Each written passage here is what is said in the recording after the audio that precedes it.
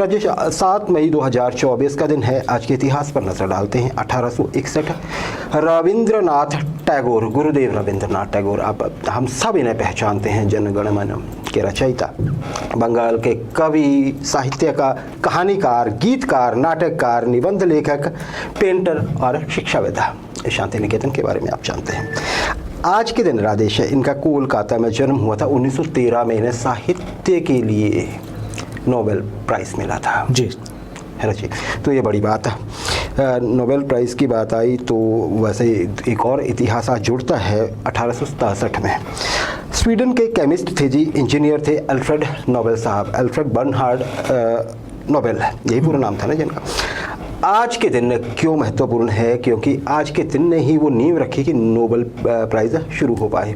Dynamite पे जो इन्होंने विस्फोटक खोजा था, उस पे इनको पहला पेटेंट हासिल हुआ था इंग्लैंड में। 2 और मिले क्योंकि उन्होंने उसको और रिफाइन किया था आगे चल के। प्रगति का समय था वो, सड़कें बन रही थी, कारखाने बन रहे थे, पत्थर पहाड़ सब तोड़े जा रहे थे, बहुत समय लगता था। लेकिन डायनामाइट जब खोजा गया तो ये काम बहुत बहुत आसान हो गया और श्रेय गया इनको, क्योंकि पेटेंट था। तो जब भी डायनामाइट कहीं भी बनता था, कुछ होता था तो उनको हिस्सा मिलता था। बहुत पैसे कमाए इन्होंने। लेकिन ये अलग बात है कि उन्होंने कहीं सुन लिया कि इनके भाई की मृत्यु हुई, लोग खबर छपी, खबर छापने वालों को ये लगा कि इनकी मृत्यु हो गई है। और जब लोगों ने उस पर खुशी जताई कि ये तो बहुत अच्छा हुआ क्योंकि एक व्यक्ति है जिसने बड़े गलत चीज़ खोज ली है, फिर इन्हें लगा कि ये तो कुछ गड़बड़ हो गई है। फिर इन्होंने एक कमेटी बनाई थी, नोबेल प्राइज़ेस शुरू किए थे। तो ये आज पहला पेटेंट मिला था।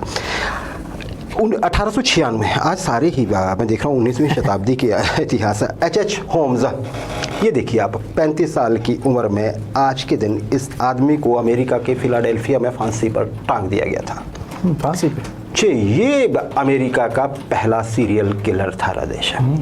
और 1896 में 35 वर्ष की उम्र में ये व्यक्ति, इसने खुद स्वीकार किया था कि मैंने 130 लोगों की जान ली है।